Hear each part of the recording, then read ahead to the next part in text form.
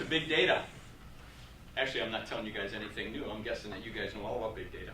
That's just a guess. I'll explain a little bit about who I am. I certainly appreciate Scott inviting me in to speak to you today. But for me, just so I get a handle on who we're meeting with here today, how many of you consider yourself, like marketing professionals? Do we have any sales professionals? Some friends, okay. I was telling some of my buddies who are sales guys for a lot of years, I've been selling with for a lot of years, I'm going to be talking to the BMA and marketing group, and they went, you're going to be talking marketing? You know how that goes between sales and marketing, they said. And of course I asked them to elaborate because I've seen the good, the bad, and the ugly when we're talking about sales and marketing because I've been selling for a long time. On the marketing side, how many of you are on the marketing team inside your company that develops marketing materials, working with sales enablement, and everything in your organization? How many of you do that? As opposed to how many of you are actually with a company who your function is to sell marketing services or to position marketing services in the industry? Anybody doing that? Okay. A little bit of a mix. Okay. I think to start, I think what I want to do is I want to run this clip that I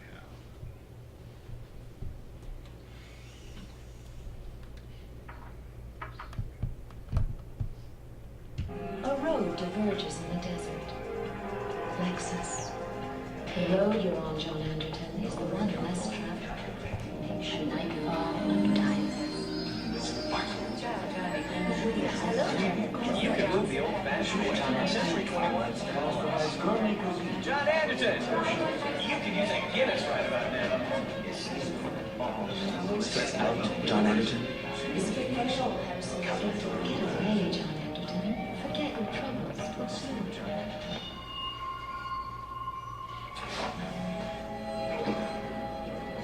Hello, Mr. Yakamoto.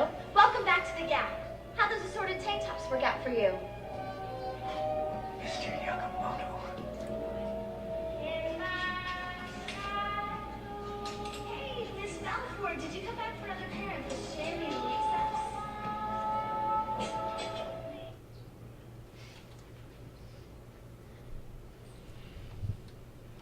Some of you probably have seen that before from Minority Report. Yes, anybody? A long time ago, that film. But, I mean, so why did I show that film? Why did I show that clip? Because we're trying to make it real. Because it has some incorrect. I mean, that's the use of big data projected from a movie 12 years ago on steroids. I mean, that's what that was.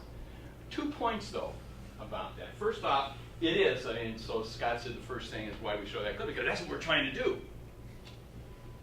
Notice that it was in the B2C world. And the question that I would like to raise is, B2C is one thing, but what about B2B? And how does it work in B2B? And that's really what my focus is going to be today, besides I think it's a cool movie, cool clip. So today, what I'd like to do in the time that we have here is I want to explore what I call the dichotomy between what big data is and its use in business. And to do that, what I'm going to do is, I'm going to challenge some of the ways that you currently are thinking about how you take your business relative to marketing and big data and utilize it in the market, whether you're selling internal or whether you're taking it out into the business world. And I'm going to suggest that you, in a very critical way, consider how you might use it to better benefit your company and the companies that you work with. So those are the 2 things that I'm going to try to do. But before I do that, here's true confessions. I'm a sales guy. I'm not a marketing guy. Have I worked with marketing? Yes. Do I currently work with marketing people? Yes. I've been selling a lot of years, but you'll notice it's not all I've done. I grew up selling high-tech, Digital Equipment Corporation, Compaq, and Hewlett-Packard. And selling the big guys and the little guys. And for about the last 12 years, what I've been doing is working with Tom Freeze and on the question-based selling side. So now I sell and deliver question-based selling programs. And our programs touch not only sales teams, but also marketing teams. Sometimes it's two different activities that we end up doing. Other times it's an integrated team that we work with. Personally, I like the integrated team idea. Hopefully you guys do too. Consequently, I end up working with people who are trying to sell marketing programs, utilization of big data, and I also work with inside teams, inside organizations who are working with their sales team to try to project that value that the sales team needs to project into their customer base and clients. So I kind of get at it from all sides. And I live down the street here in Tempe. Although I was talking to Ian, I think, and I said, you know, actually I consider my office seat 7A on US Airways. It seems like I'm flying all the time. So you guys probably have a pretty good picture of what big data is. I mean, you got to understand that there are differing views. Some people say, you know, it's transformative, it's disruptive technology. If you're one of the theorists around disruptive technology and what it means for markets. Wave of the future. My favorite was an article about the next frontier is big data, followed quickly by it's the now frontier. So the question is, you know, is big data the sales and marketing holy grail? Or, from the differing view standpoint, you can also find research and articles that say it's just marketing buzz. Found data. You know, it's transactional data. It's there. You just look at it. I didn't understand why somebody called it a mistake, other than the fact that we're all concerned about big data, maybe. Latest catchphrase, focus on scientists. So, is it something that can actually help us, or is it nothing more than just hype? I haven't got an answer for you yet, but maybe we can develop some thinking around it. Because there's a lot of different pictures out there. I don't know if you've ever looked at it. Have anybody ever tried to diagram it? I mean, here's a view. I mean, it looks like it's something. There's big data right there, right in the middle. Big data, right there. It's kind of cool, like all the colors. This is a simple view, which kind of tells you, I mean, although big data is bigger here than it was on the last slide. It can be defined as an ecosystem. And I think, you know, you might want to define it as an ecosystem as long as you are in the ecosystem.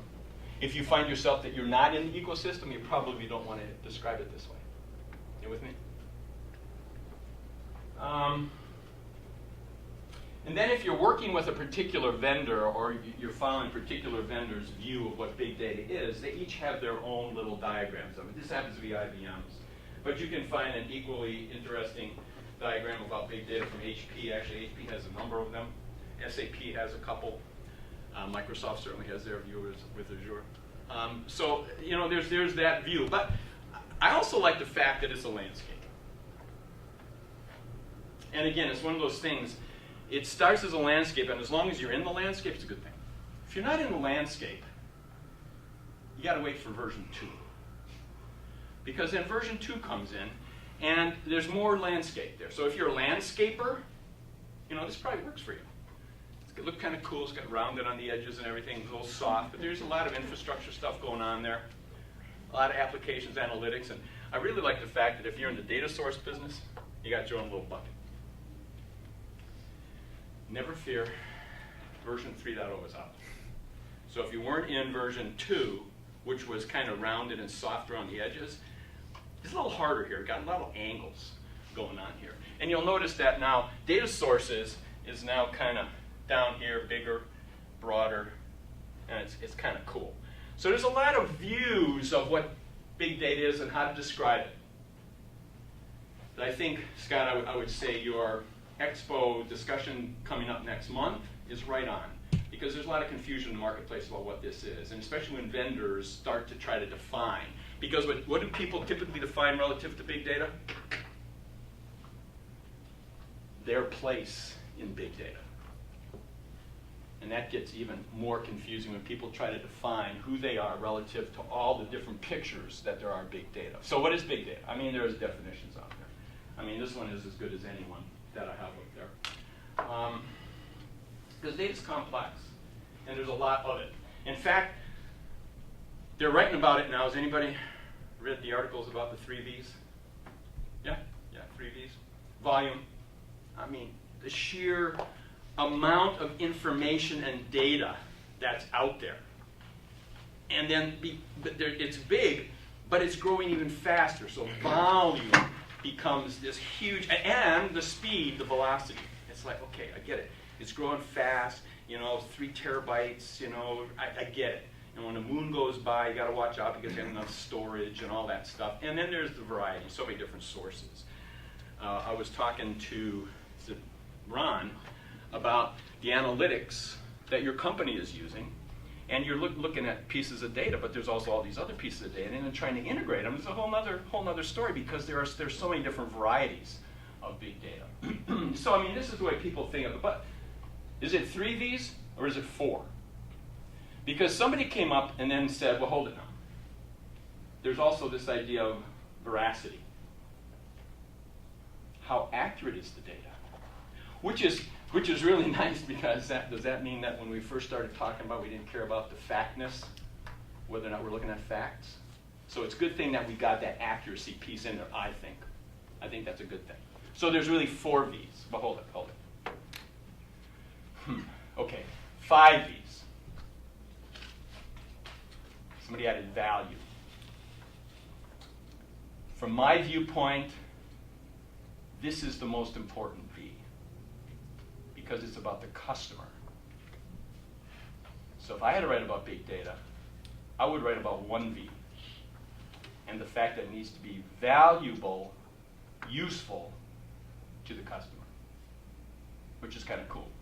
So I'm glad we're at least talking about all 5 now.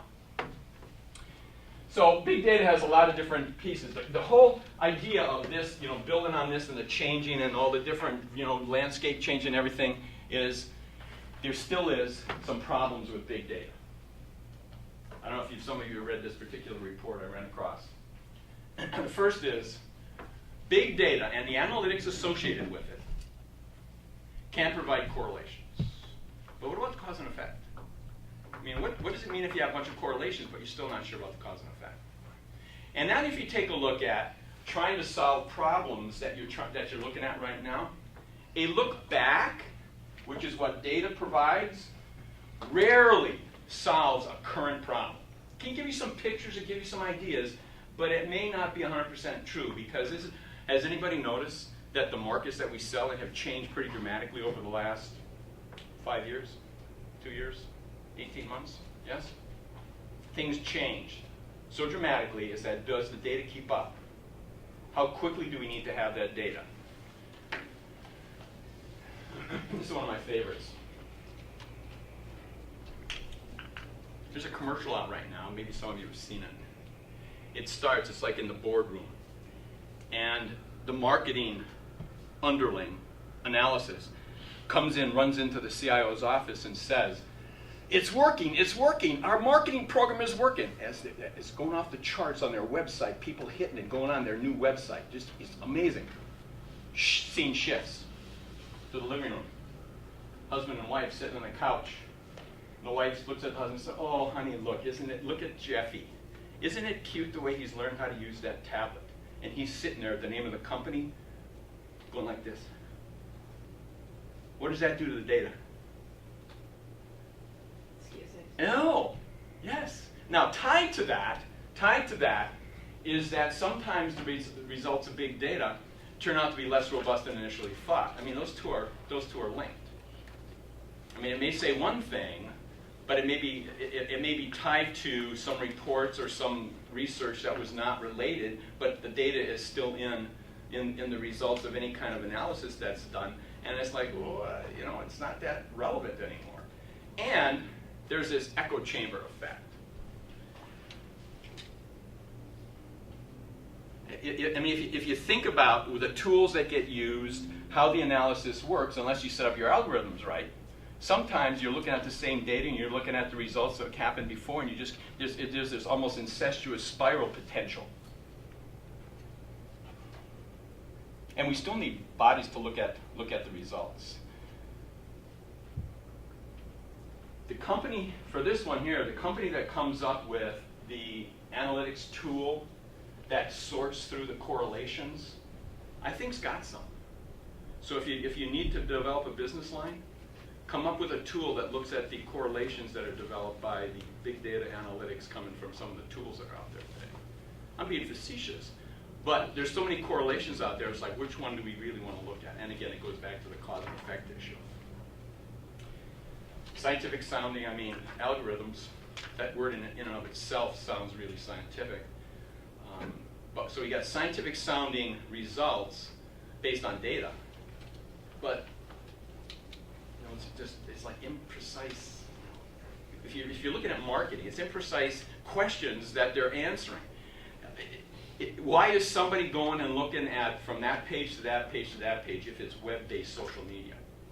Why did this customer over here buy those widgets, those, and those, but then didn't buy that and then bought this, but everybody else buys that? Why does that happen? You can look at all the analytics you want to try to figure out the correlations on that.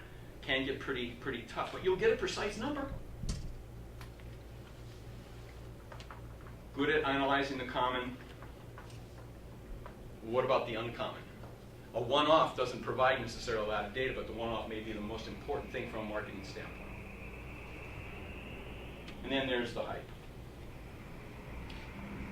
My experience says that sellers of big data perpetuate the hype because they want to try to differentiate themselves. They provide lots and lots of information.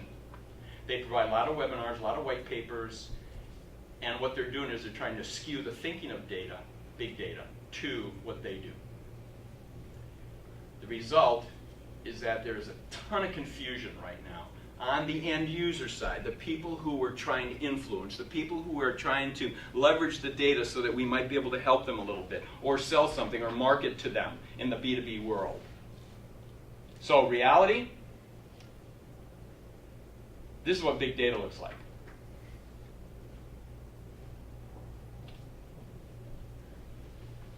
So let's take a step back. Big data is out there, it's not going away. Everybody's talking about it, everybody wants to know about it.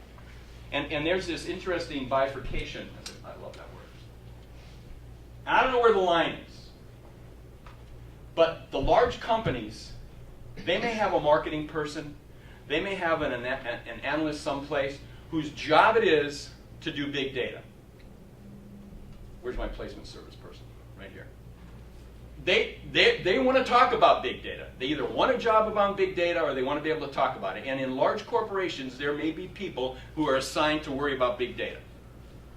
On the other end, someplace down here, the marketing department, they're more focused on trade shows, marketing materials, webinars, scheduling presentations, getting a clean web, doing web SEO kind of stuff to analyze and give leads, lead generation, and then lead nurturing activity to salespeople.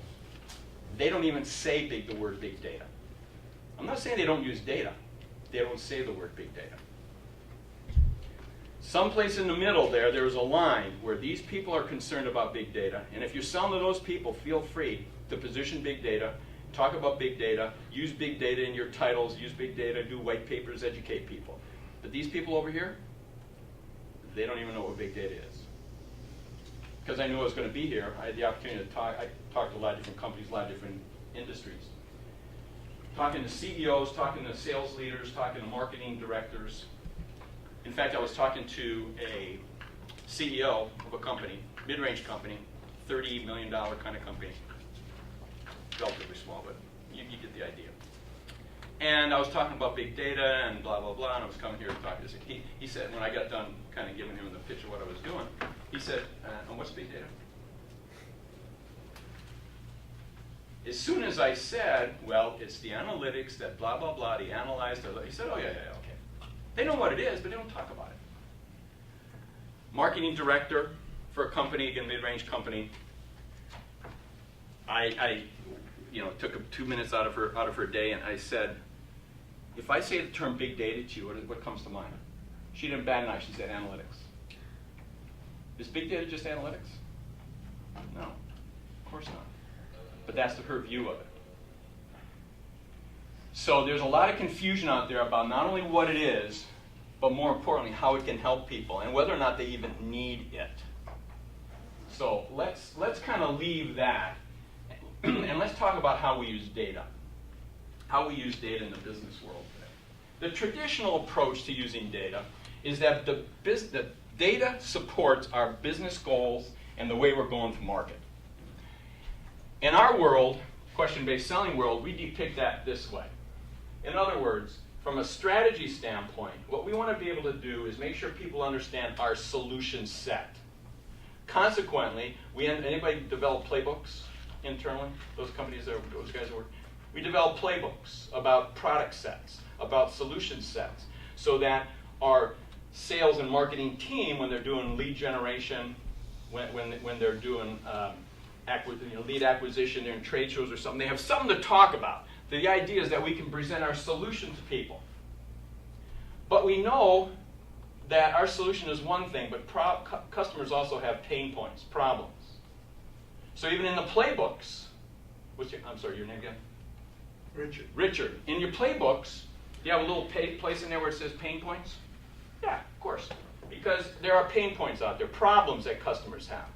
And then there's always the alternatives out there, right? Got competitive information in there too? So, I mean, typically what we do is we look at data, we come up with who we are, the kind of problems that customers might have, and then our competitive positioning so we can differentiate. I mean, that's typically the way we do it.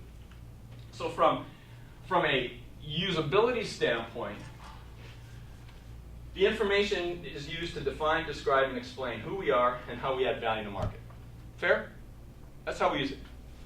In fact, companies are out there spending millions and millions of dollars still coming up with sales pitches, corporate presentations, web page design, content marketing.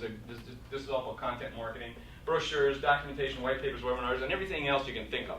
A lot of marketing functions get involved in this, yes? Am I on the right page? Right page? Am I off in left field? Left field someplace? And then they bring us in to work with their sales and marketing teams. And here's what we say. Focusing on who you are and your solution set and handing your salespeople materials that causes them to go out and start with a solution pitch puts them and you as a company in an extremely weak position.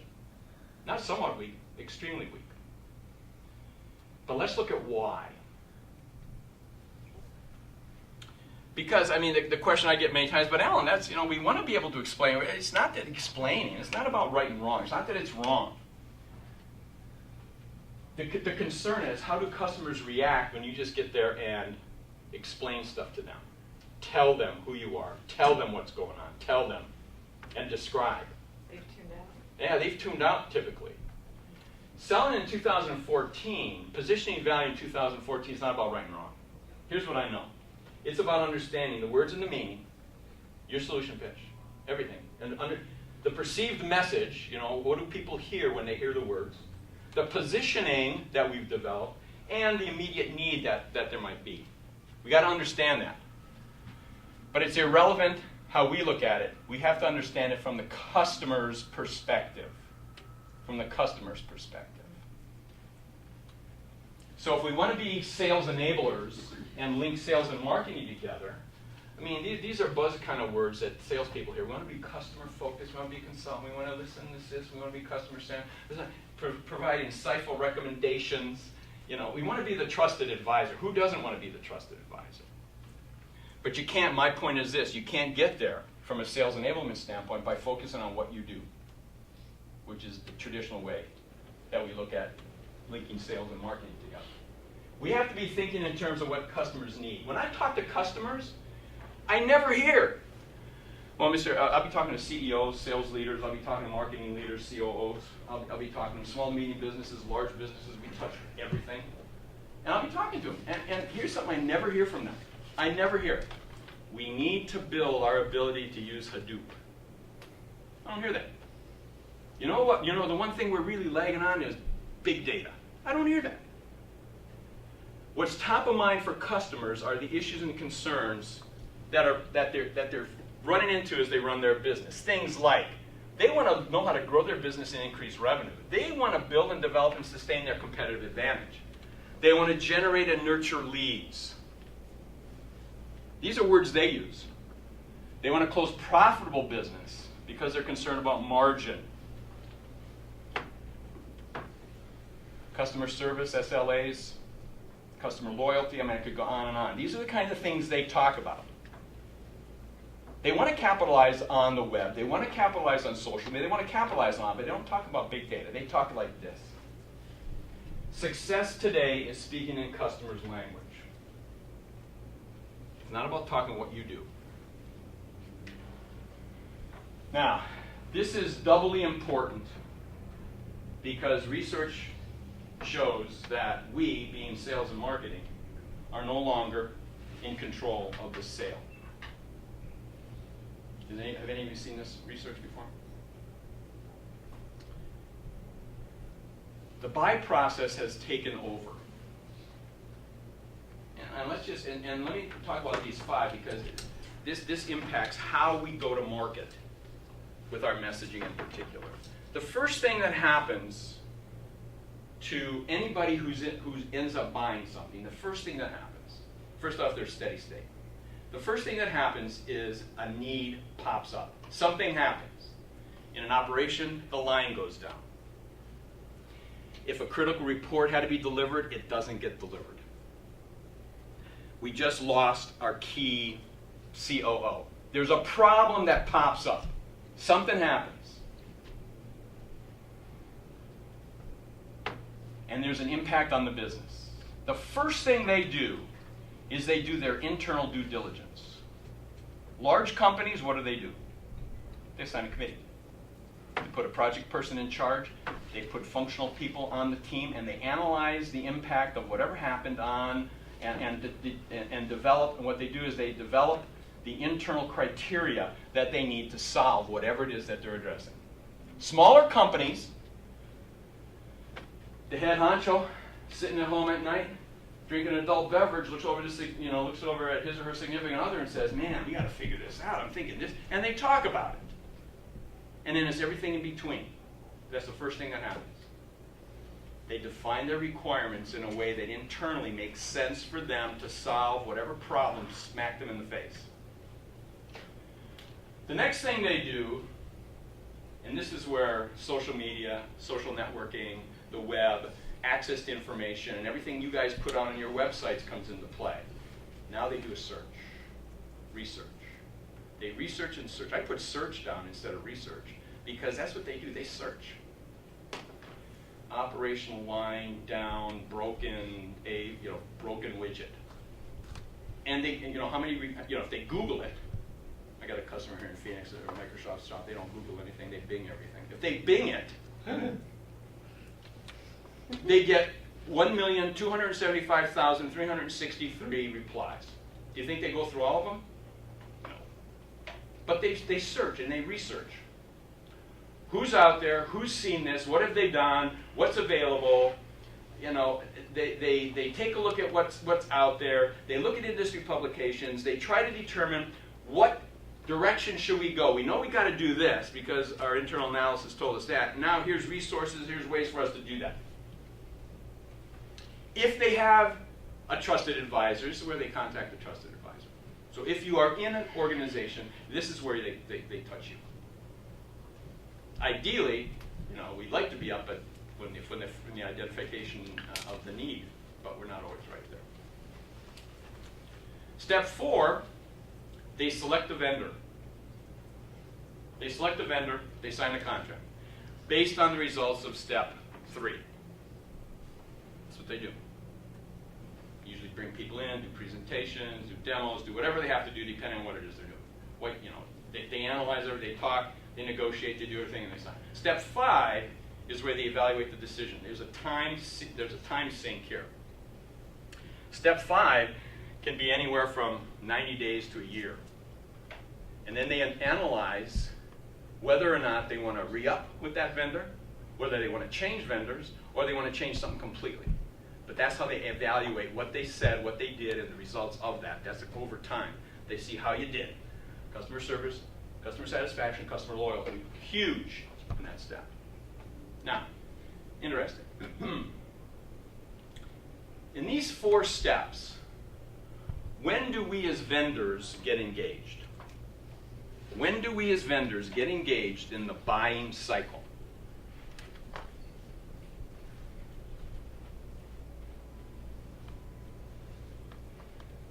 would we want to be engaged? Step one. Yes, that we would love to be at step one. Reality is this, you're not. Unless you're in there already. But you're typically not. Step four. Step four. Anyone see a problem with that?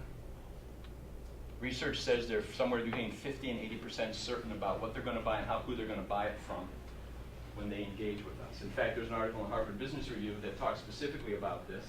The CEO of a company who said the biggest problem they run into today in today's market is when a customer calls them up and says, congratulations, you're one of 3. Can you come in and please present how you would handle this situation for us?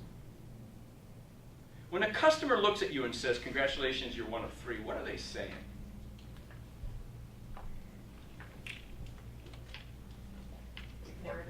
They've narrowed it down. That's a good point, yeah. They've narrowed it down. What else are they saying?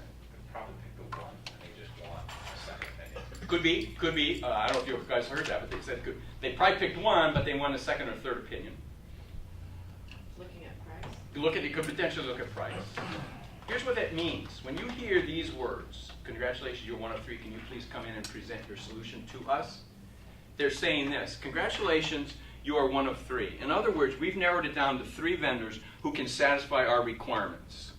Now you need to come in and give us your lowest, best price if you have any hope at all of getting this business. That's what that means. And I just got to tell you that most customers that I deal with don't want to have to deal on price all the time, because that's not a staying in business longevity kind of strategy. So we got to do something different.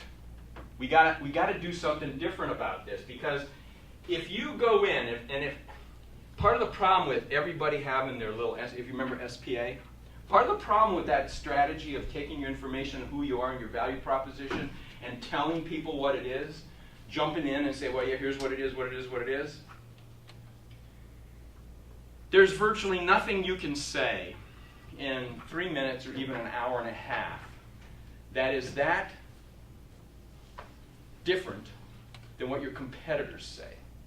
In other words, the words that you say, when they start to sound just like everybody else, either in the mind's eye of the customer and what they're hearing, or how you're presenting it, you've commoditized your value. And if you're selling a commodity, that may be fine. But if you're not selling a commodity and you've commoditized yourself, that's a problem. Then everything, the only way you win is on price. The only way. Unless your father-in-law is the CEO or chairman of the board. You can always sell to those kind of people, you're okay. Doesn't work like that. We got to do something different. Because the problem is this. If this is when they're calling us in, they already know who we are. They already looked at our website. They already looked at our big data strategy. They already saw that. Whether it confused them or not is irrelevant, because something showed them that we might be able to sell. Oh, there's also 2 other groups out there. So we got to do something different.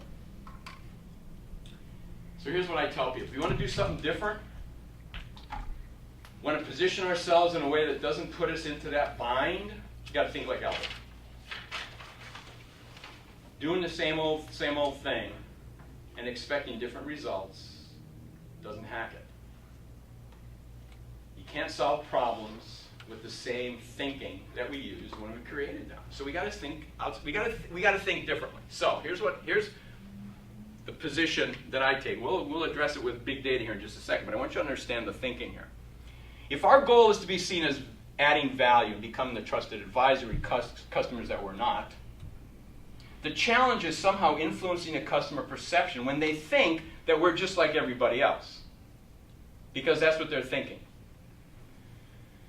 So we have to somehow build their level of comfort with who we are, and we have to integrate our efforts into their buy cycle. And the question is, where are they in their buying cycle? You do yourself and your sales team, your marketing team a disservice if you don't consider this. The strategy, pretty simple. Change the playing field. What we want to try to do is not what we want to tell them, what we want to explain to them about our solution set, what we want to tell them about how we will address this. We want to figure out what's it going to take for the customer to engage with us. What do they need to hear about who we are and what we do? How can I build that level of comfort? How can I cause the customer to see value? That needs to be some of the first thinking that we address throughout the buying cycle. It's not just a one-time shot. So to do that, here's what we teach. Forget about SPA and think in terms of this, from a strategic approach. What I know about customers is they're more concerned about their problems, issues, and concerns than what I offer. They just are. They are.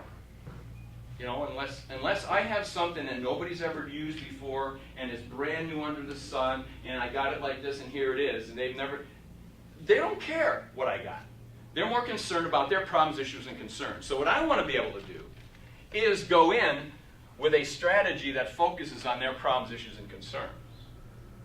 And then I also want to understand the competitive position in a way where I can differentiate based on what we do as opposed to everybody else. A, the alternatives. Actually, the strategy we teach is subtly poison the alternatives. And then at the appropriate time, I want to make sure they understand what we do and how we're going to do it, but in terms of addressing the problems, issues, and concerns the customer has. Now, why does this work? It works because, first off, it's logical, and second off, it's the way buyers think. It's the way buyers think. Problems require action. Let's look at the alternatives, and then let's select the most cost-effective solution. There's no logic here about typically the way we look at how we use data and how we position value. We don't have a bunch of solutions out there that customers can then look at and come up with problems, and then there's alternatives. That makes no sense. Customers have problems. They look at the alternatives, and they select the most cost-effective solution. That's what buyers think. PAS. So if we can somehow forget about this and transfer over to here, now we have a shot to differentiate ourselves when the customer starts to see us as somebody who might be able to help them. So let's look at this in terms of how it's going to impact, how big data is impacted by this thinking. Everybody familiar with kind of the sales funnel? Everybody? Does anybody still use this? Yeah, I was going to say, everybody's familiar with it, but it's like, you know what? But here's why I put it up. Because some companies draw a line between sales and marketing. And marketing, has certain tasks that they do, usually around generating interest and content and verbiage and then they toss it over the wall, the proverbial wall, and say marketing, your sales go get it. And if sales doesn't close anything, then they can look at marketing and say they did it. Anybody ever see that in the company? Not that you guys ever would fall into those that way. What's happening because of the networking, basically, because of the pervasiveness of data and big data, is that this line, from an activity standpoint, has moved down big time. Marketing and the activities that you can provide has a bigger impact on what sales can do today more than ever before. More than ever before. And, there's a dotted line here, and I don't necessarily like these two being separate because it ends up needing a team action. Because if sales does stuff that's not aligned with what marketing has provided, and or marketing does stuff that's not helping sales, it's a lose-lose. So we got to tie it together. But that's nice. So we're gonna focus on kind of that thinking of an integrated team here. But here's what it means to tie to the buy cycle. We have to align what we're doing to the buyers. For instance, one of the first things the buyer's going to do is they got a problem identification.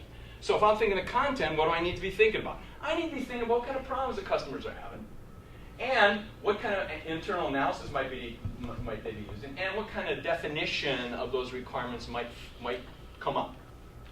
Put myself in their shoes and come up with content associated with this. Then, when they step down a little bit and they do research and evaluate, so what's available, define vendor qualifications, they're doing all that stuff, which means when they go to our web page, when they go to our white papers, when they go to one of our webinars, whatever we happen to be, if they're looking at big data stuff instead of stuff that's about this, they're going to turn this off. So our focus here should be on how are they going to be looking at analyzing How are they going to be looking at solving the problems that they're having? When they choose buyer selection and contracting, we need to be thinking about what differentiates us. It's a whole strategy around how to articulate differentiation in the marketplace. And then how do we maintain customer service, customer loyalty over the longer term as they evaluate their decision. That's what it means to align to the buyer.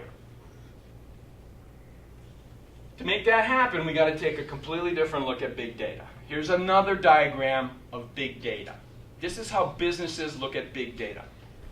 They have a business goal here, and start someplace along here. So there's brand. They take a look at their brand.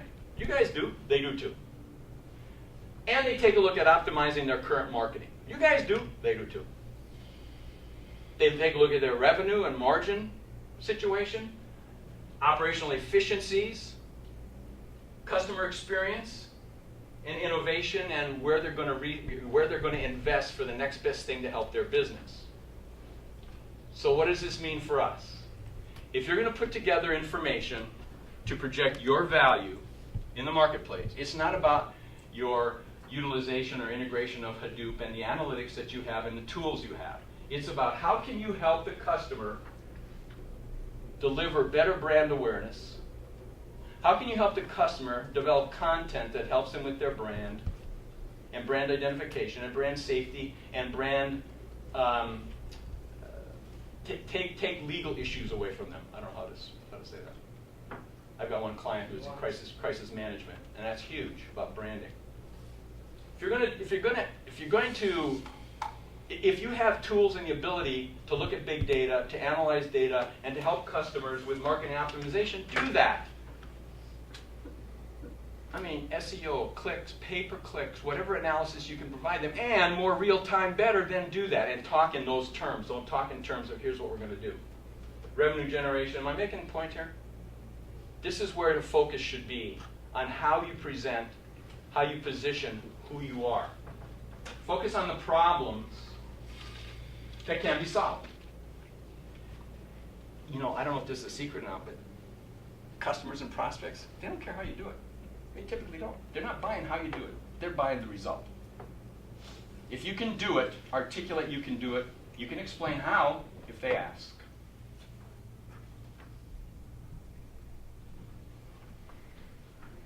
Identify key areas of concern for your target. I mean, if you don't know what some of your target market's main industry, main business concerns are, talk to somebody. Figure it out. Come up with a list of 35. When I'm doing training and talking to salespeople, I want them to come up with a list of 35. Key business issues, decision factors that customers I'm calling on are concerned about. Because if I know that, then I can start to construct how I can solve or resolve those concerns. And from a big data standpoint, how we're going to analyze the data to help that. And then I can develop what I call the dialogue plan to carry on every single communication, customer communication, throughout the entire sales cycle, however many touches that is. And I end up helping people map customer touches so we can figure out how we're going to do this. Assuming what's going on and what they're interested in is a huge mistake. The dialogue plan can help you uncover what they're most concerned about. Big data is key, but it's how you use the data. So if you're going to help customers, let's help them open up new markets or refine their brand. And develop marketing campaigns that articulate this so that you can market to them or figure out how you can sell them the tools to assist them do that. Target the right industry. This is where they want. This is what they want to know. They want to know, who do I want to target? They don't, are the analytics important? Yes, but it's how you use it and how you present it. Upsell existing customers if you have again, this falls right into a conversation that we were having, right? We gotta make sure people are on the same team here if we can figure out how to upsell as we want to do if that's part of the strategy. Competitive edge, customer loyalty. I think you get the picture. To do that, in any content, any web page, any white paper, any presentation, these bullet points right here are critical. You have to build relevance. Relevance is, what is the customer most concerned about? You have to build relevance in the communication. Then you have to try to understand, why do customers need you? I like the utilization of case studies, success stories. You guys all have those, right? Case studies, success stories. I like the utilization of case studies and success stories. Because what they typically, well, with one caveat, I like them if they're written in terms of the customer had these problems, these issues, these concerns. We were able to solve them with these results. And oh, by the way, here's how we did that. Typically, case studies, though, talk about, here's what we did for ABC company, and they were happy. Okay? That's not as impactful. So does anybody here get involved in writing case studies? Relevance. Why did customers need us? Focus on the issue that was being resolved. The result of how the issue was resolved, and then something about how we did it. Differentiation. What makes us different? This is about the competitive positioning. Let's be clear about what makes us different. Now, this isn't bad mouth. Let me be very clear. This is not bad mouthing the competition.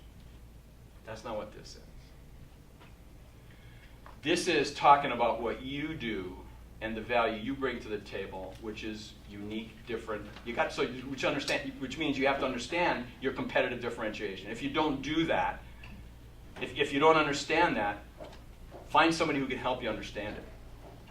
If you do understand it, then the articulation isn't they're doing that. The articulation is we're doing this and these results are this. It's about what you do, not about don't badmouth the competition. That's not what I'm saying. And then what value do you provide? And the interesting part about value is in the terms of the customer perception of value, is all about solving the problems, issues, and concerns that were identified. That's value. Helping a customer take advantage of an opportunity that opened up a new market. That's value. Benefit to the customer. Translate value in terms of the problems. 2014, you went on value, not jargon. So is big data something valuable for the customer? Something valuable for a business? Absolutely. But is it jargon? Yes. Our challenge in sales and marketing is to get away from the jargony part of it and use our understanding of big data based on how we're going to take big data and cause value for the customer. Cool? Concepts that I'm talking about, how to address issues, how to talk about value based on a series of 5 books written by our president, Tom Freeze, which Scott mentioned. And the middle book is brand new. It was rewritten and came out last November. So it's about as new as you can get on the market for what's going on. Shameless plug. Coming up in August, if you are interested in learning more about this, how to make it, I'm actually right across the hallway over here. I'm going to be sitting down there in the QBS summer session, open enrollment class. If you're interested in that, give me a shout. Here's my contact information. Questions? I either confused the heck out of you or it was crystal clear from the start. Very well presented. Okay, that very clearly presented. Well, yeah, okay. That's good. That's very hard to do. Gosh, thanks. Talk about the content. No, that too. Yeah. Very much. Mr. Big Data. Good evening. Talking to me? Yeah. Well, I'd modify some of your slides for my thinking. That's what makes us unique. Yeah, well, I didn't mean it that way. But I was a little confused during your presentation. Were you thinking about selling big data solutions or using big data to sell another solution, like a product or service? What's either or? Right? It's either or. So we have people in here who are out here selling and positioning big data to other companies. We also have people in here who work on big data solutions inside their own company. So it's either or. How many people are selling big data? What firm? QCM Technologies, we're an IBM reseller. Oh, you're an IBM reseller? My old company. Yeah, so we had a mix. So, but I guess the point I would make is that the concepts I'm talking about here work both ways. You can sell it internally, so, right, Ron? So when you're getting ready to take some analytics, instead of saying, hey, I don't know if we can help you or not, think in terms of the application for you is think in terms of you're talking to, pick one of the functions, finance guy, pick a function who wants to look at data, and they don't necessarily understand. You said somebody wasn't 100% clear. Don't tell me the name. Those operational. Operations. An operations guy. Yeah, well, I don't know what this is doing. Noodle ahead and think about what potential issues the operation manager might have. Engage in a conversation about those issues currently, and then if you have a solution to that, say, here's how we could solve that for you, because we can give you this. It's irrelevant about big data, right? So you could get a report that shows you this, and this. Would that be valuable? And if you could get that, would that impact your this, and this? And the guy's going to go, well, yeah, of course it would. I can have that report to you Friday, but here's what I need. And what I like about your presentation on the new buying cycle is I did a study on the abandoned shopping cart, which is what that is. By the time they've already done all the research. Yep. They've already made their decision what they're going to buy from. You've lost out. Yep. It's too late to come to the party. True story. So I was still trying to respond to you. So it goes both ways. Because if I'm getting ready, I deal with customers who are selling big data and analytics, and that's what they do, marketing consultants and everything, that's what they do. And what they want to do is say, well, here's big data, the biggest buzzword. That's the wrong conversation to have with somebody you're trying to help. Yeah, my conversations tend to center around how can we use big data and gain insight and improve our operations. That it's typically the client has silos, as they think they have lots of data. It may not be big data. I mean, one of the definitions between big data and structured and other data is it's structured versus unstructured. I mean, that's one of the ways people look at it. Yep. So there's a lot of CEOs, as you say, it's captured the imagination of a lot of people, which is good for us, right? I mean, get more potential. But they're confused as to if they've got big data, and they typically don't in B2B, because there's not a lot of social unstructured data that comes into the data silo. It's mainly structured. And then the second question is, well, okay, if we spend a lot of money on this, what are the actions or the insights that we will get from the big data thing that will help us improve our sales and marketing operations, et cetera? Those are the I don't have the conversations about selling big data. I usually have the conversations about Understanding big data. understanding if you've got, well, first of all, the good news is people are now talking about data. Before they never used to talk Yeah, about no, it. I used to glaze over when we talk about No, data. I agree, and like I said, there's a magic line there someplace where some people do that and some people don't. So if somebody brings up big data to me, when I'm working with the sales team and big data comes up, I would say, we're happy to talk to you about big data. But before we do that, make sure I give you relevant information of how we might be able to help you. You carry on a different conversation first about what's top of mind, what most, the issues, and then what you're going to find out. What you invariably find out is some of the biggest issues and concerns customers have are around how to optimize their understanding of the data they have and to get an understanding of what data they don't have that they need, right? Especially from a sales and marketing standpoint. But they don't necessarily articulate it that way. They will talk, they will talk about lead generation, they will talk about where we can't get clean leads. That damn SEO, that darn SEO company gave us all these click-throughs, but there's nothing good there. That's what you hear. Right? So another question is how can you help them get through that? And that's the conversation that I want to have. I may not even ever mention data again until we talk about the proposition concerns of customers. To me, that's the key. That's where we need to be. Anything else? Why do you think it's so complicated for people to shift over to selling based on value, or really figure out what that value is? You asking me why that is? I'm asking him to. Yeah, I'm asking him. She looked at, huh? Huh? It's 1 o'clock in the morning. What are you talking about?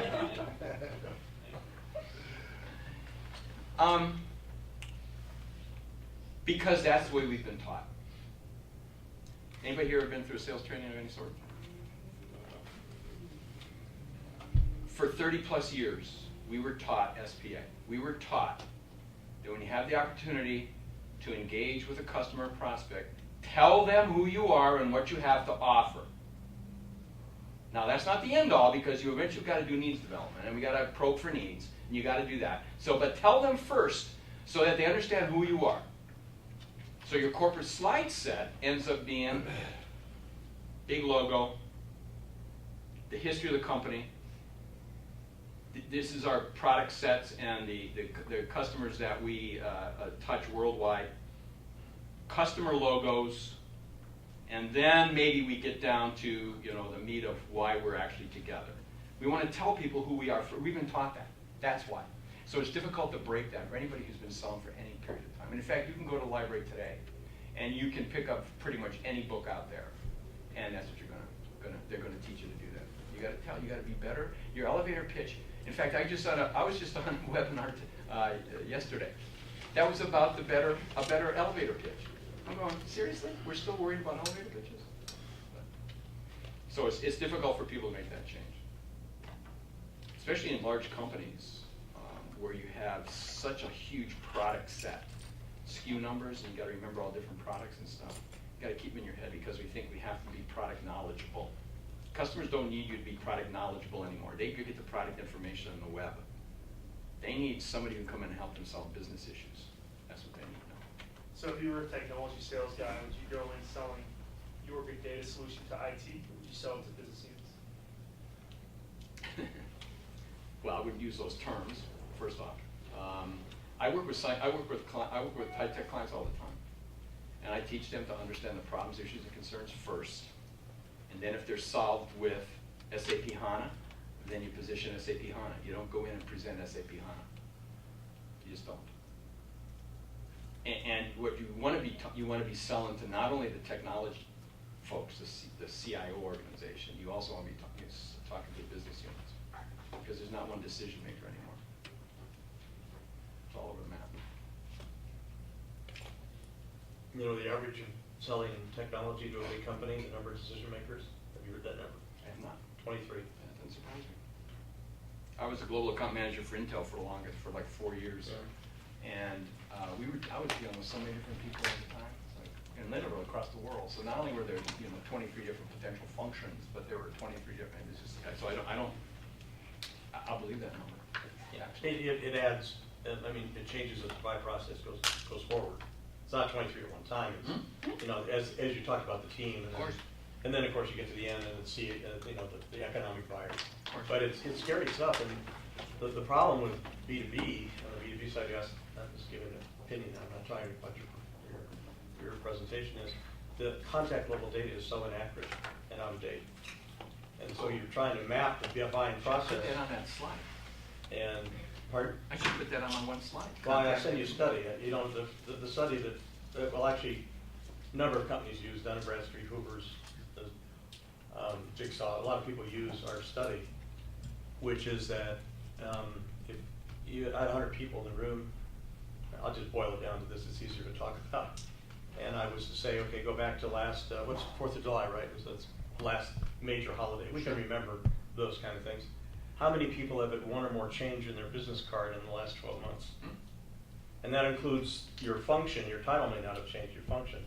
The statistic is 70.8%. Again, I totally believe it. This idea of looking back somehow is going to help us going forward.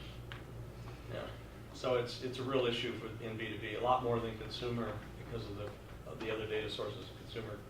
So that's one of the real problems. Actually, when I walk in and people talk about data, one of the first things the executive says, can you clean up our database?